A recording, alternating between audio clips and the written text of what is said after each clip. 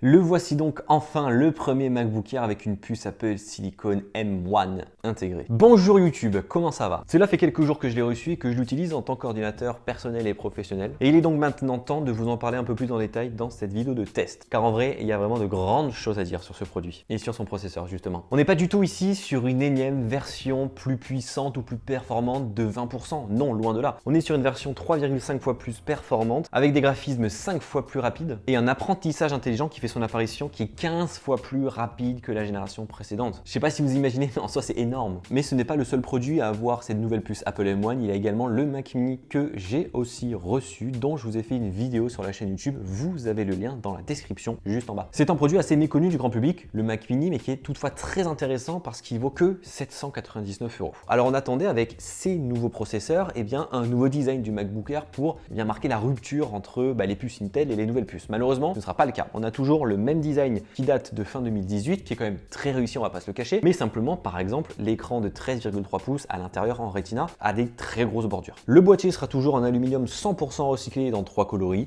argent, gris sidéral et donc celui-ci qui est le coloris Gold. Concernant les connectiques, ça ne change pas non plus. Deux ports Thunderbolt 3 compatibles USB 4 qui pourront avoir des débits très rapides, mais aussi venir connecter ce MacBook Air à un écran externe avec une sortie vidéo jusqu'en 6K. Si par exemple vous voulez le brancher, le déporter sur un Pro Display XDR d'Apple. Sans oublier, et ça je trouve que c'est quand même très appréciable de l'avoir, un port mini jack pour brancher des écouteurs, pourquoi pas. Donc de ce côté-là, on n'est quand même pas du tout dépaysé. Quand on l'ouvre, non plus, on ne sera pas dépaysé, rien ne change, enfin presque rien ne change. On a toujours ce très gros trackpad Force Touch, très agréable et très pratique à utiliser, ainsi que ce Magic Keyboard qui avait été introduit en début d'année avec le MacBook Air début 2020. Magic Keyboard qui remplace le clavier à papillon qui avait quelques petits soucis. Et ce Magic Keyboard a des changements concernant quelques touches. Au-dessus, sur la barre des fonctions, on retrouvera 3 touches de raccourci. Le premier pour Spotlight, le deuxième pour la dictée vocale et le troisième pour activer le mode ne pas déranger. Et également, tout en bas à gauche du clavier, on aura une nouvelle touche très pratique qui a un globe terrestre qui permettra tout simplement d'avoir un accès plus rapide pour les emojis. Oui, les emojis prennent de plus en plus de place dans la vie. On a enfin un raccourci qui est beaucoup plus facile que faire un petit micmac de raccourci clavier. On a toujours Touch ID en haut à droite pour déverrouiller son Mac, s'identifier dans des applications, payer avec Apple Pay, bref, c'est très pratique. Donc, en tant que produit, ce MacBook Air est 99% identique à la génération précédente. Mais c'est à l'intérieur où ce sera 100% différent de la génération précédente. On retrouvera donc, vous l'aurez compris, cette nouvelle puce de puissance Apple M1.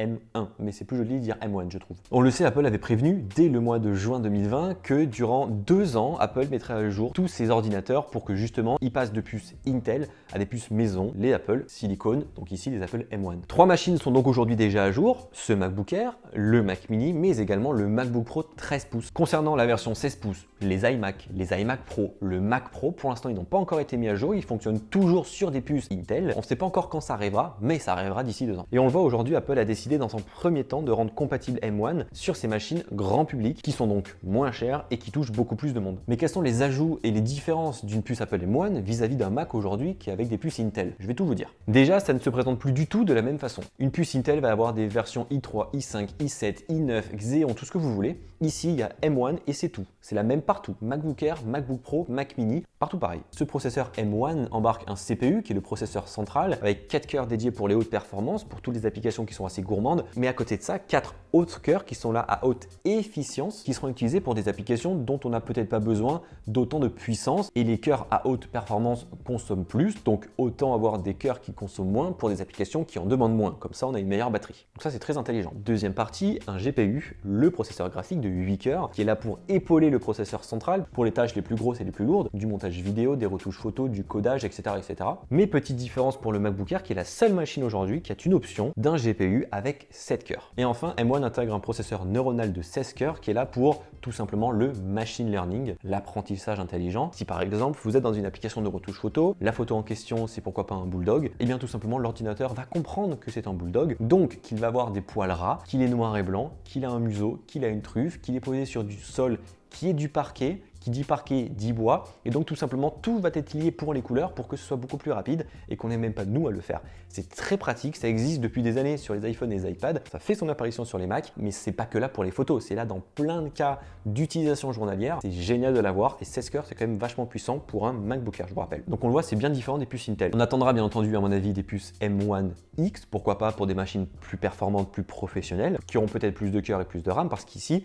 on a juste 2 versions, soit 8 Go, soit 16 Go de RAM, mais également une option de stockage jusqu'à 2 Tera de SSD. Dans les faits maintenant, qu'est-ce qu'un MacBook Air avec une puce M1 fait de plus ou de meilleur qu'un MacBook Air avec une puce Intel? Premièrement, d'amener quelque chose qu'on a dans les iPhones et les iPads depuis des années, c'est l'allumage instantané. Par exemple, aujourd'hui sur un Mac avec une puce Intel, dès lors qu'on ouvre le Mac, eh bien, il met 2-3 secondes à s'allumer. Sur un MacBook Air avec une puce M1, ça mettra 0 secondes puisque c'est instantané, comme dès lors qu'on appuie sur un bouton sur un iPhone, c'est instantané. C'est peut-être anecdotique, mais c'est un gain de temps monumental. Par ailleurs, autre grosse amélioration amenée grâce à la puce M1, c'est la caméra. Alors oui, elle reste toujours en définition 720p HD. C'est un peu aberrant, je vous cache pas qu'en 2020, on est toujours une caméra HD, alors qu'on peut avoir des caméras 1080, voire même meilleures. Simplement, Apple promet que grâce au M1 et au processeur de signal d'image, la qualité vidéo est bien mieux améliorée, avec une qualité d'image plus claire, plus nette, mais aussi d'avoir des meilleurs contrastes et un meilleur résultat en faible luminosité. Dans les faits, quand on compare un MacBook Air M1 avec un MacBook Pro 16 pouces classique, on voit une vraie différence. Donc comme quoi, c'est vraiment pas les mégapixels qui font la qualité d'un produit. Bien entendu, cette puce Apple M1 amène un gain de puissance monumental. Et quand je dis monumental, je pèse vraiment mes mots. On se retrouve donc avec un produit qui met une claque énorme à tous les ordinateurs aujourd'hui Intel, même ceux qui ont les processeurs les plus puissants. À titre de comparaison, pour que vous compreniez bien, j'avais jusqu'à présent un MacBook Pro 16 pouces, assez haut de gamme, qui avait un processeur Intel à l'intérieur. Et bien, je l'ai comparé avec ce MacBook Air. Pour information, le MacBook Pro actuel que j'ai en 16 pouces vaut à peu près 4400 €. C'est quand même vraiment cher. Il a un Intel Core i9 intégré avec 8 cœurs de 9e génération, cadencé à 2,4 GHz, 32 Go de RAM, un processeur graphique AMD Radeon Pro 5500M avec 8 Go de RAM et 2 Tera de stockage interne. En score Geekbench, ce MacBook Pro atteint en single core 1190 points et en dual core 7273 points. À côté, ce MacBook Air M1, qui est vraiment la version entrée de gamme, 1129 €,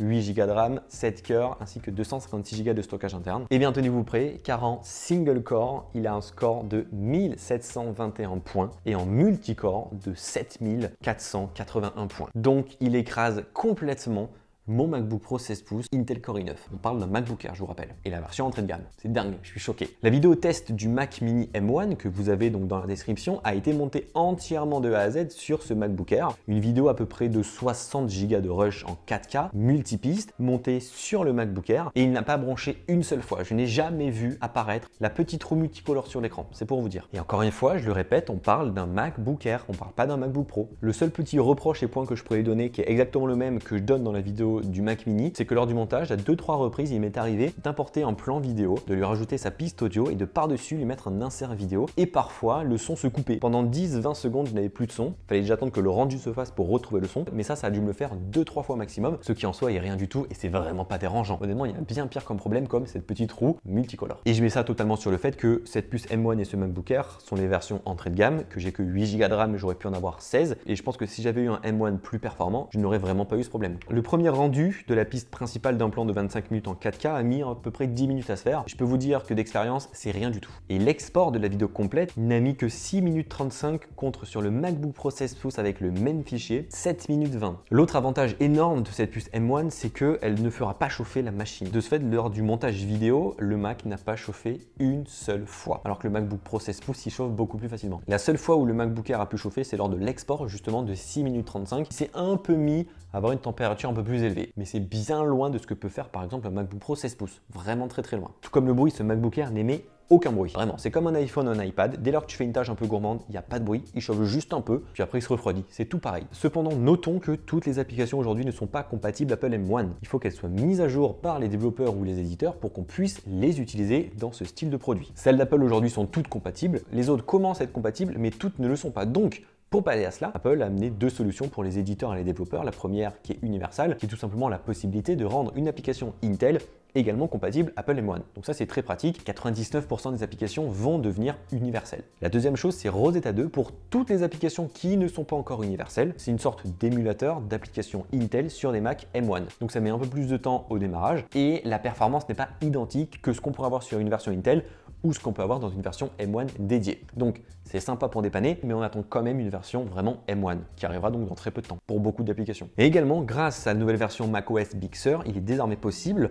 d'ouvrir des applications iPhone et iPad sur son Mac. Alors je vous entends déjà me dire, quoi, je vais pouvoir ouvrir tous les jeux Snapchat et tout sur mon Mac? C'est dingue. Non, pas tout à fait. Il faut que le développeur ait activé la possibilité de rendre compatible son application iPhone ou iPad sur Mac. Cette nouvelle possibilité est tout simplement là pour que des applications qui de base n'étaient pas du tout développées sur Mac, qui ont en dans tout autre système de codage, eh bien, soit désormais plus facile à coder, puisqu'en fait, on reprend la base de son iPhone, entre guillemets, on appuie sur un bouton et on la rend compatible sur son Mac. Ça, c'est très pratique et au moins, on aura un catalogue d'applications beaucoup plus élevé. Et enfin, la dernière amélioration et nouveauté de M1, c'est la batterie. On le sait, aujourd'hui, des Macs en Intel ont déjà une bonne autonomie. C'est pas du tout le point noir, le point faible d'un Mac, son autonomie. Et bien, grâce à M1, vous allez avoir une autonomie de malade. Apple promet sur le MacBook Air une autonomie de 18 heures, soit 6 heures de plus que l'ancien MacBook Air. C'est dingue. Et concernant le MacBook Pro 13 pouces, qui est donc un peu plus épais, donc il y a un peu plus de batterie dedans, on peut aller jusqu'à 20 heures d'autonomie.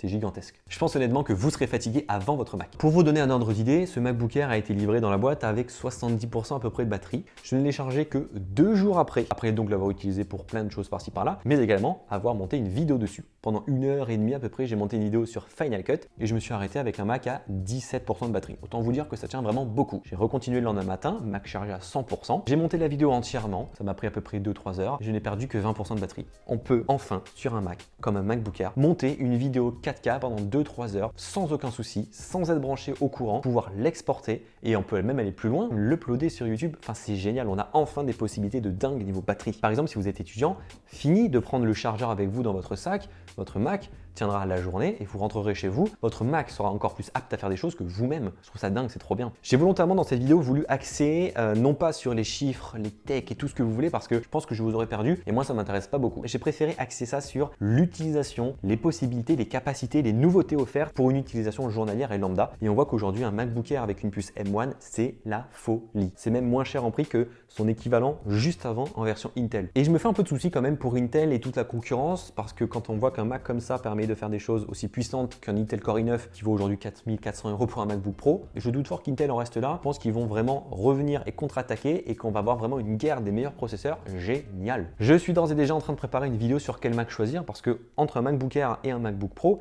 la puissance est égale. Alors lequel choisir? Justement, je vais vous aider dans cette vidéo qui sortira dans très peu de temps. Je vous invite vraiment à aller voir la vidéo sur le Mac Mini M1 parce que c'est pas juste la même vidéo version Mac Mini, c'est une vidéo différente où on parle d'un produit et d'un boîtier qui a une utilisation totalement différente qu'un MacBook Air. Et c'est très intéressant, donc allez-y, faites-vous plaisir. Et également, bien entendu, la vidéo ne se termine pas ici, elle se continue en commentaire. Posez-moi toutes les questions qui vous passent par la tête et j'essaierai de faire mon mieux pour y répondre puisque j'ai eu la chance de tester et le MacBook Air et le Mac Mini. Donc voilà, je fais pas plus long parce que j'ai fait déjà assez long. Gros pouce bleu dans la barre des pouces bleus. Nous, on se retrouve très bientôt pour parler de plein d'autres produits high-tech. Puis d'ici là, prenez soin de vous. À très vite. Bye bye.